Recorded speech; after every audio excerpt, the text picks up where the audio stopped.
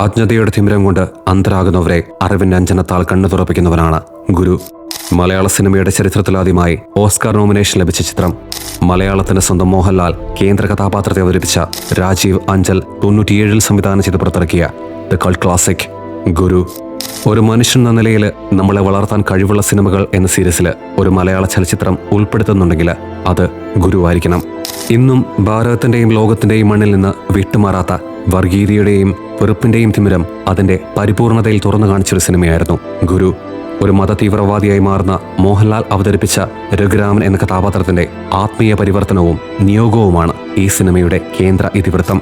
രഘുരാമൻ ഒരു ഘട്ടത്തില് ആത്മീയമായി എത്തപ്പെടുന്ന അന്ധരുടെ താഴ്വരയും അവിടെ വർഗീയത മൂലം ഉൾക്കാഴ്ച നഷ്ടപ്പെട്ട മനുഷ്യരുടെ പ്രതീകങ്ങളായ അന്ധരായ ഒരു സമൂഹവുമാണ് ഈ സിനിമ ആവിഷ്കരിക്കുന്നത്.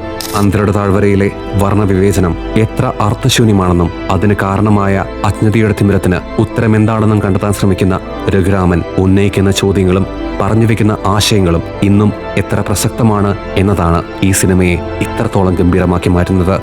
താഴ്ന്ന ഗോത്രക്കാര് കറുത്തവരാണെന്ന് വിശ്വസിക്കുന്ന അന്ധരുടെ താഴ്വരയിലെ ഉയർന്ന ഗോത്രക്കാരുടെ രാജാവായ വിജയന്ത എന്ന കഥാപാത്രത്തെ അവതരിപ്പിച്ച സുരേഷ് ഗോപി ഇന്നും ആ കഥാപാത്രമായി ജീവിക്കുന്നു എന്നതാണ് മറ്റൊരു സത്യം. രാജീവ് അഞ്ചൽ സംവിധാനം ചെയ്ത ഗുരു നിങ്ങൾ കണ്ടിട്ടുണ്ടോ? ഈ ഗംഭീര സിനിമ കണ്ടിട്ടില്ലാത്ത നിങ്ങളുടെ സുഹൃത്തുക്കൾക്ക് ഈ വീഡിയോ ഷെയർ ചെയ്യാൻ മറക്കരുത്.